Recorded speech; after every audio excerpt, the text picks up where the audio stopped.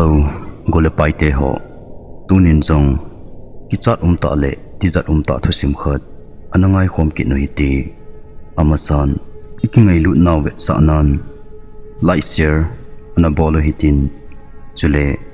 subscribe bol nai lo hon zong subscribe ana bol chi o hiti. Tun thu sim ana sei pan taw hiti. Upa khat hin gamlen ana gut le zingin. Agut dungzu ya chun gamlen dan zong athimin chule sa zong ana kap thei le zengin a hi sagol ngalchang sakhi saju jangsel kiti ho chu kumsi a hin ana kap jingin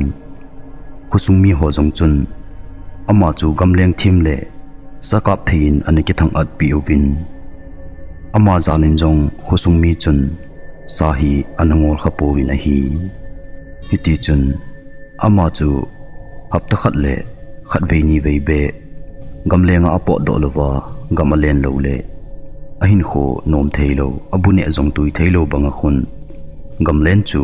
angut le zengin paleni kho ahung chal chalin ama pa chu sa ho anha ka walje achun a in nei pi le khusungmi ho chun ngadom domin sa zong naha bol waltai azole damolo khanati ahilo le wangsin khat to khanati amel sibe se jingtai ki kha dom domin bolin tin ahilun apho win ahi ahin la ama hin kho zong asapon achinom pha le achin alen ngai be machun alengin hiti chun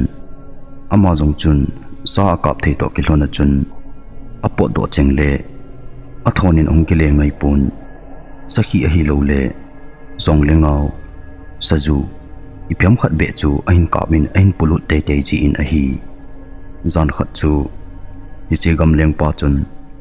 azan mangin agyal phalu be khan hi ahin mangmat tan si ana chan na jina asakap jina mun khat na hin nunga mel hoi ta khat von kanga ki von asam jong nam jala akong chan mel hoi sel khat to chun akingai danin an honin ichi si kom la song chung la donga chun ana to khom le honin a hi le ama zong ahung khang ta na hi le amang chu angai tun a gelin alung adong le zingin ipi ti le hi to bang mang hi kam na hi de otin ama zong chu akingai tuin gamleng sakap ho hin imanga nunga imana hi le akiwang phanome anati ji ji wachun ama zong chun iwang phat na ding isakap ki na ding khat to hin ti tin iman jong anegel pon a hi jingni kho achun ama jong ila lang le sachanga ka chi de tin azinu ko machun ase ki ta na hi le azinu chun chomkhat be ki cholin sa jong na ha ka wal tai ki ti a ne ti thanu jing hi azole tu sir khat to hin tu khale chun kuina thi moding ham tin ahin pho ina hi le ama chun selo loading ka se hi angol banga ati in hiti chun aki gong tho thovin alai ho to amei pum amei lo mei chang ho chu aki gon to chenin nila lang nilum ding kon langa chun si chang dinga chun gamla lang chu azon ki ta na hi ama jong chu simun chu ka pha pha nin phate chan atona ding mun ho ki sim to chenin aman jong si chu chang ta na hi le kuthim la ama sang je ma hin ong po the tu in aman jong aga ve na hi le sakhi chalin ta khat sini dinga ong lai su chu mu in aman jong si ane pa ting le ki kap nan te tin ama jong chu ready san ami thalo chu ani ki koin ichi sakhi jong chun si chu ain ne ta na hi le ane nup lai ta chun aman jong ana pula ta cho kapi ta na hi le ichi sakhi jong chu mithal gi zo zo chun ahung peng ta na hi le a oso chu mi min na aki thu gen thea na isa I pen bang khun mi hem oso in a peng ta na hi le ama jong chun adat mo le jingin ki chat ti zat he be se lo gam noi la thajing a hi ji chun ama jong chun ki chat na be se nei lawa chun tat mo ta chun angai na hi le chum khat zo wa hin sakhi jong chu athi pai pai tan hitia saki athip chat zo wa hin hoilang pen ham ti he thailo le mu thailo wa hin lasi ta ka ogin khat hi ong ki zata na hi le amon jong azit ave le a hol le wang chun la ami ding him chu koima cha muding ompu na hi le amon jong ichi pha na chun ki chat ti zat hebe se long mi a hi wanga chun mi ka ogin la ki zanga la ami la muding lo chu amon jong aga gelin a hi le atimula ki thovin ti zat nan chun ahung dim tan ama jong chun ki cha sa chun pha chom phat che chu anga in asa jong chu dalut pai jing lowa chun husa chu angai ta na hi le pha chom kha zo hin ichika ogin jong chu ong thip chat kit tan amon jong chom khat anga be kin a hi le avelin jong imacha husa ong ki zakit ta po na hi le amon jong icha pum le tiza pum chun asa chan na ko na chun ong kumlan asa kap chu aga ve in amon jong gamla a khagui ki ve ho chu asat khomin asa pu na ding chu asimin akin theilomin asa zo hin ki point in lam chu ahin delta na hi iti chun lamka la dunga chung imacha usa zonga jade pon jangjala chun amazong in lang chu hin delin amazong akicha thim to hi le kusunga pana asa chan na jong chu gagamla be se lo hi ji chun in jong chu agalung loi chel jing tan in agalun pha na chun acha te nin ahin mu honin akipa le jing honin atha nom le jing honin kapan sain ka metin kot phung donga chun ading honin usung lang chungan kapan sain ka metin akipa le jing honin ahi ain nei pi chula avel vela sa na kap jing ahi ta je chun asim aboi pi ho jing jong achimin achim zotan akhomin a khopla jeng tan alung hi mo to hi le asakap ti lai bangin ki pana jong nei di lovin ana phun pi zo in hi alang khana khusumi hon asakap thu chu ahin het pha novin sale langa ho chu khulai lengin ahung win abang chun gamleng lo hlinga hung vai lung tin vai lun na salako na chini bong noi te ho om pi win adon khom pi win sala ako pi win a hi iti chun aman jong sahi bol thei thin bol win lang siam win a tin ama ho jong chun sa chu asim win asim jo pha do win sa siam ho le ama ho ding chule usumi ho ding tin thamkhat khatin asim khenin ahom chi in iti chun usumi ho zo se song thamkhat khatin achang chi ovin ane phachi ovin ama ho jong akipa theile jengona hi asaka ni thum zo wa hin acha te ni chu chapang cha sa jong a hi hon na lain kidang ta main thakhat chatnin ahung na honin ahung dam mo han ta na hi le apau jong chu alung adongin alung khamin alung jing le jing tan anat hon dam chula agang le jingin ata sa hon chu adul chet chun honin anai chet chu jeng honin alu chang hon jong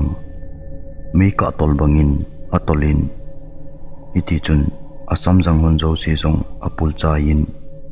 ane hon jong akhi kia la jingin anne thailo tui jing jong deibanga don thailo wa na thola la angi ni hon pha na chun aman jong ave so tapon amu kitunin alu asonin amu ka jeng ta na hi le ajinu chun masanga pana kapho ni hin na bol ngai na bolin ipiung lungdam ti jong na ngai to pon so na pana insunga ipiung lungdang ham ti hi kana ti zatna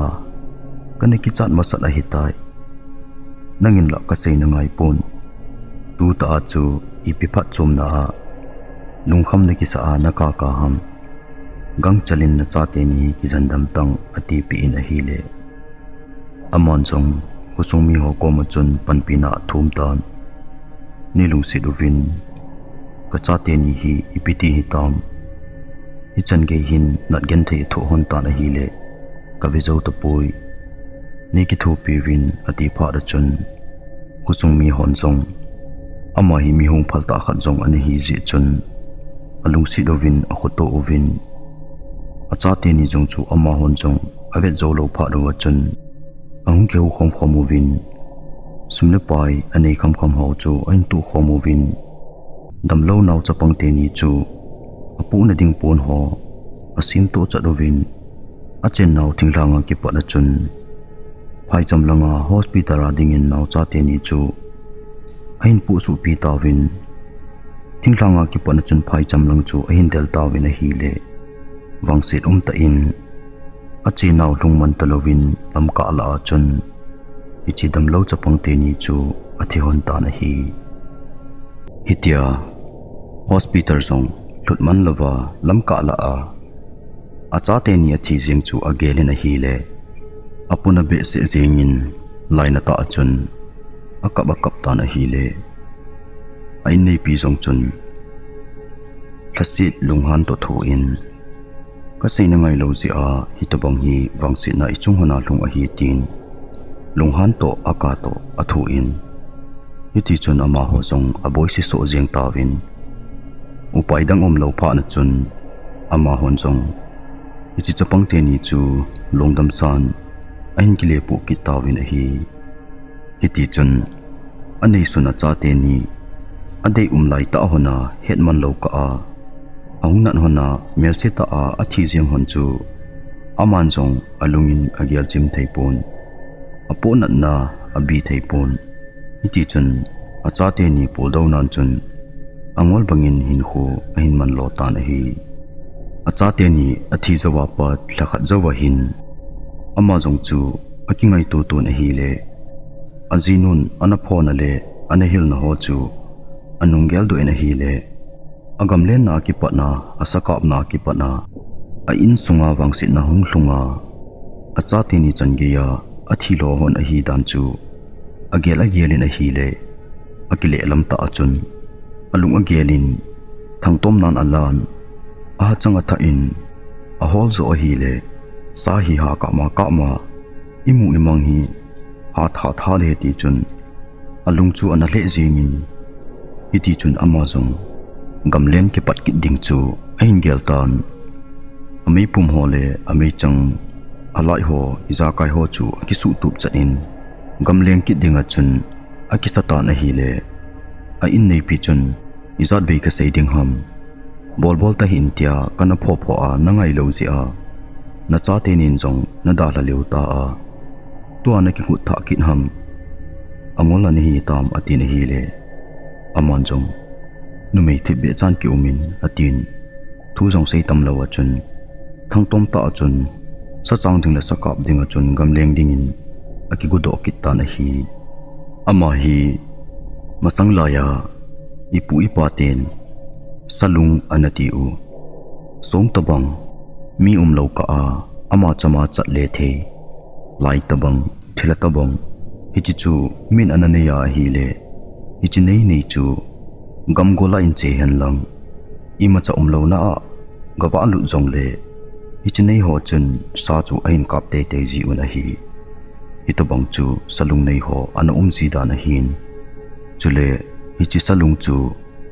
ananei ho chun gu thim chan ananei ji ovin koimata po hi ana het sa ji povin sa kap teng leo hichi salung chu milena kam khut le keng nei lo song tabang thibe cha hi jeng wanga chun lai tabang hi ji chun ama hon jong athi san anu ji ovin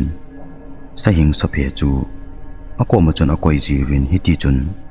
apathin bangovin zana nei ta in ananei ji una hi ti chun ama pa jong hin salung anei lo wanga chun masanga chun aloi ho khat hin ananei jin hiti chun sa jong ana kap thei le jengin ama athi pha na chun pha chom khat zo hin hi chi salung chun ama chu azui ki danin alangin a hin la ama hin gel zong a gel pha him pun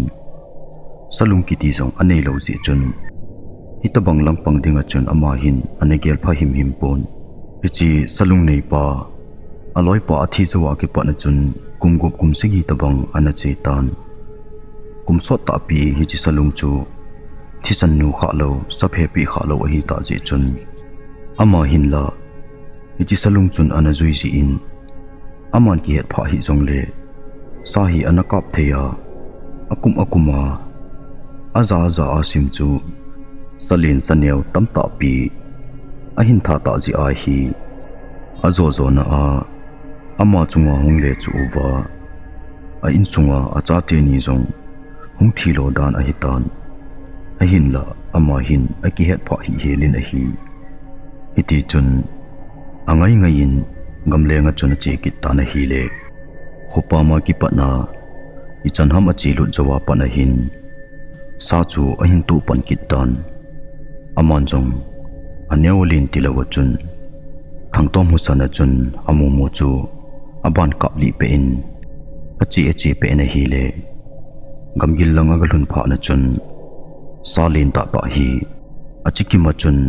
anwa sau jing na hi le aman jong sakhi saju rangsil sai za chum chu anadim jeng ta na hi le aman jong meilo mei chang anei sun suna chun sa chu aban banin ain kap pe na hi le asaka mo jong chu akitang lulem lumjeng uvin hiti chun ama jong amei chang amei lo ho akichai hil pha na chun upai dang anei lo pha na chun ama jong in langa khusung mi ho ke sa tan te tin ong ki le do kit ta na hi hiti chun khusung ong lun pha na chun aman jong khusung mi ho ko ma chun sa ga po hiti sa tam ta ka hin ka me ati na hi le koi ma cha chu anathanom ta po vin sana kap ba nagam le na sana ha tha wal ji a nain sung kisana thina man na zong na to hi lo ham ibola se ngai lo wa na bol te ya sana kap te yengam tin koi ma cha chu supporting in akigong ta po vin alungu hangin koi ma chan adon nom ta po vin a hi le aman jong seiding a hiat lo pha na chun achang sia chun aga chi ki nin apo zo ding kham bep sakhi chu ahin ke po in inong lun pha nin achang se mama achun asimin gaplanga chun izan ham cho ki phe in asung ho chu pati chana ki simin a honin hiti chun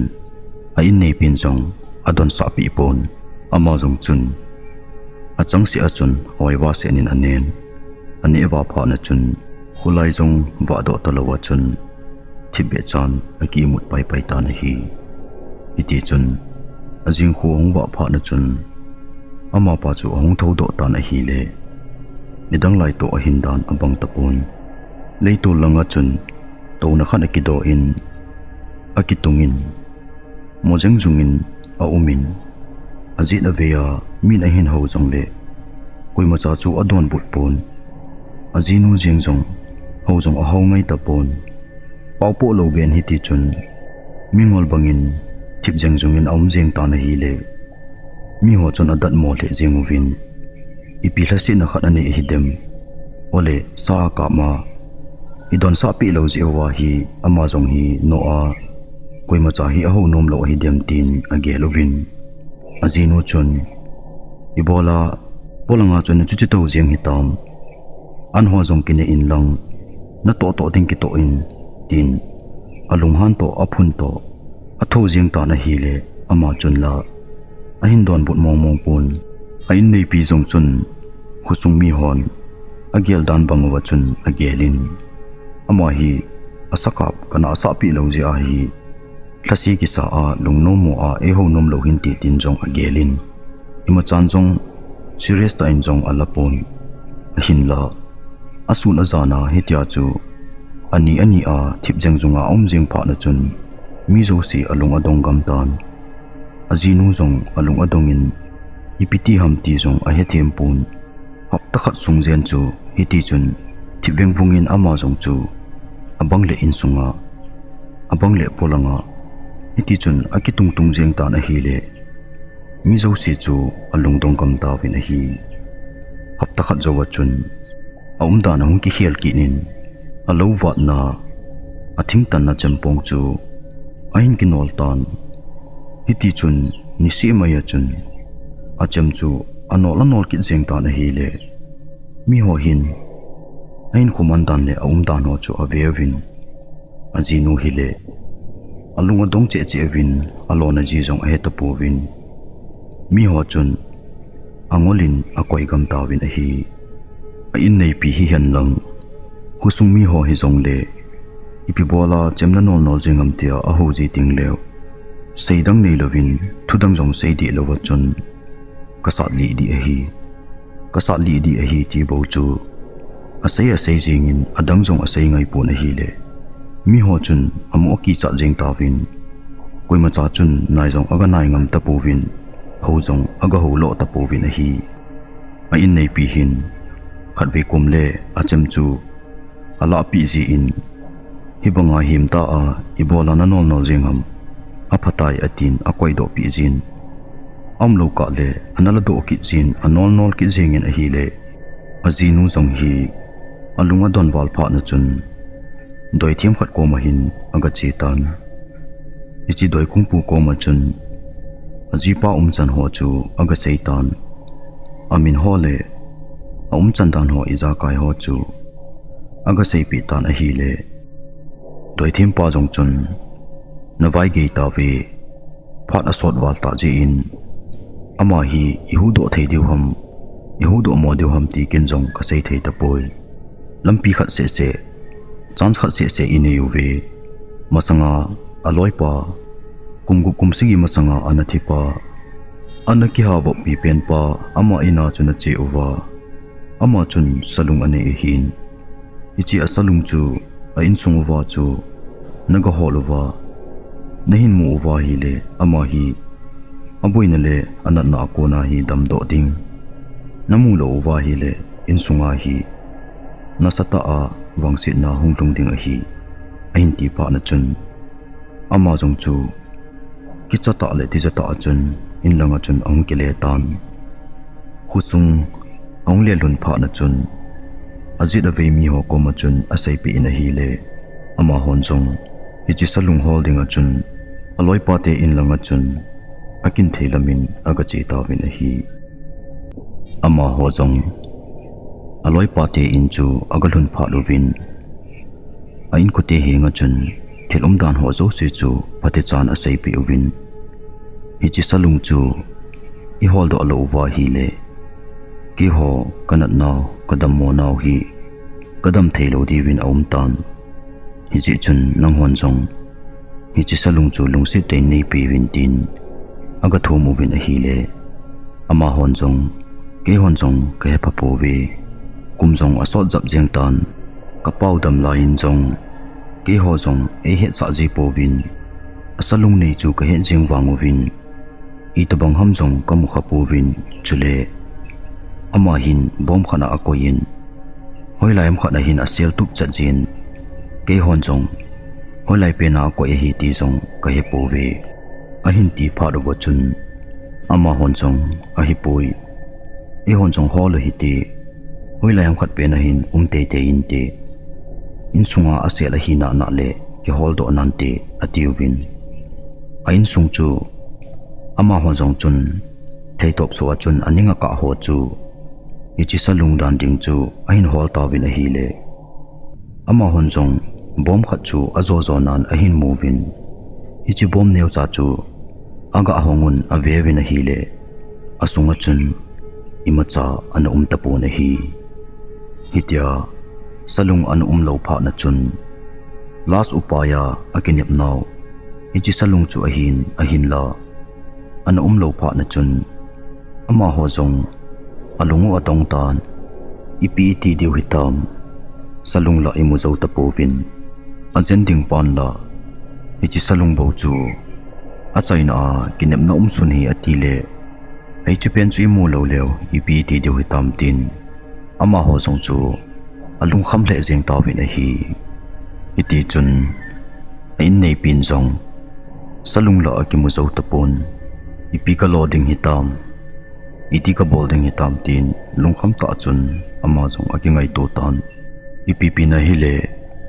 jing khong wa phonin tin ke zong khat ve dai kung pu kom chu ka phaki ning ka ting ga ki het sa in tin lampi dang theyam ti zong ga ve ki na nge tin aloya gol ho ko ma chun asejin ama zong in langa akile ki ta na hi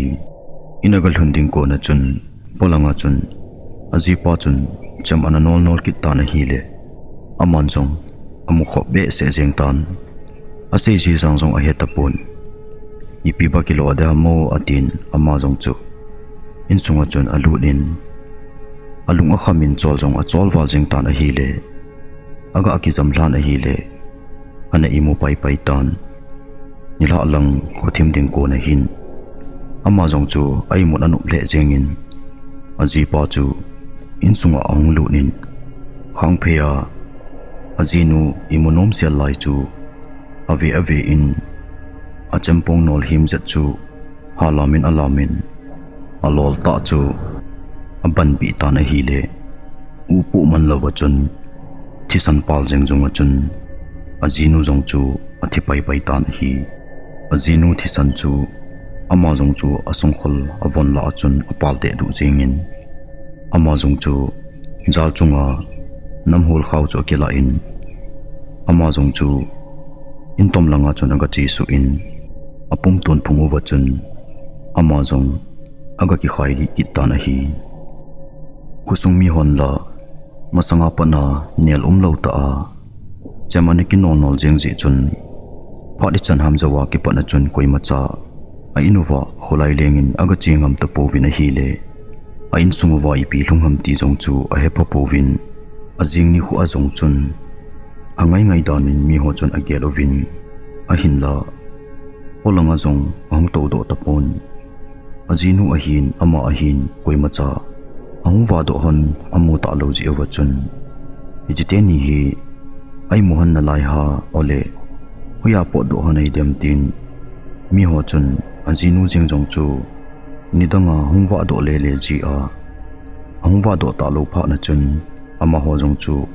alung yelo nom thei tapon nila lang chan ge ya athip chan hon pha na chun khusung mi ho jong chu hungo ga chi khomu te tin ong ki tiam sau sau win mi zan ham chu aino wa chun aga chi ovin aga vevin a hi le ko chu aki hon ngai ngai in ani ki hongin ama hon jong nom lo hamo tin aga hovun a hi le athip chat jengin koi ma chan a hin don bo lo pha ro chun ama ho jong chu in sunga chun aga sung hlawin in nei nu nei mut khan hai na thip chat jengin tin aga ki hele le tawin a hi le khang phia chun ajinu chu alola ni ki sat pi in thisan pal de du achun mel sita achun alu jong chu avunin bo a henin ani ki khailong long ta na hi le amu movin ama ho jong ki chata achun a peng loi to a ki thing loi to hi ti chun numai ho di chu a ki cha be se avin abang chu in sunga ki par chun hongjam do vin pasal ho chun mel si sana chu i jong na ki lo hani tam tin sei di jong helo wa chun akin theilamin pon ho chu along chu khu khumuvin akin theilam ta chun jelevei sa le langa ho chu aki ko khomuvin ama hon chung ajinu thilong chu phate chan pon ho in atomuvin hlonglaya chun alup sauvin ama hon chung ale ajipa hi hoilanga chi aidem tin room lang ho chu phate chan avele levin akhule levin a hile in sunga chun ajipa chu amudo tapovin polanga chun mi khat in langlanga umtun phunga ajipa ani ki khaili chu ahin mu do pha na chun amon jong aloi ho ko ma chun hungloi uvo ajipa jong innu ya hin aki khaili e ahin ti pha na chun ama hon jong akin theilama chun adel su ovin ajipa long jong chu ala hla ovin in sunga chun ahin zon lut ovin ajinu to thakha da chun hlonglaya chun along hon chu azam khom gel tawin mi pi ho chu aki cha theile jengovin Messi zong asawin hitia azinu lol atan pia ama zong agi khaili pai pai chu agelu na hile adat mo le zengun nume ho di di chun aki chawin ati wajan anai ngam powin a hi hiti chun a hausa powin zong iba ilo diu ham nang le ke thip mo zong a hi pon hi chin sunga achama wangsi na hlung a hi main sayong se daw hitin kuiman zong tizat ki chat na zong nei daw hitin isu pite niu longdam sa hi ai hon zong phate chan akong sem pi hitin phate chan hlana voido leo hen e hon e bol thei pe nu chu a hi mai tai tia a hin sap pha na chun akin theilama chun ama hon zong ama ni ding kong chu a hin sim loi chengovin asim jowin along chu akonga chun akoi lut ovin ama hon zong phat mangsot lovin koisot talawa chun avui do pai pai tawin hi hiti chun amo in sung chu gamla ki panin aji acha te ni achaina a ama hiti chun a in ko ovin anathigam hi lovin hi dunia din ichana chun thusim aki chai tai ichi thusima kona ila do theu chu gamsa ho hi ithawa ikamuwa inemo a hipon ahinla gamlem honi he dingu chu sa kap theiji mana ki pathanup di zong a hipon sa zong hi aphebe ma tha angai jin ikap thei itha thei mana tha jing ki ti hi thilpha a hipon gamsa ho zong hi mina mu theilo ho thilhon aching jiwe ti hi mu theijin aumin ji chun gamlem ho zong ching thei zo hitin sa ikap thei manin zong mo tha po hitin ei mani khambep le ai ding bep siwa tha hi apoi mo ina hi khunung le ichungwa wangsi na hunglung thei hi ji chun ana ching thei oi ti thusim ngai zo si hi nga ki pa thu ka hin sei thusim tha a ikilam to kit ka siwin anadam sel tawin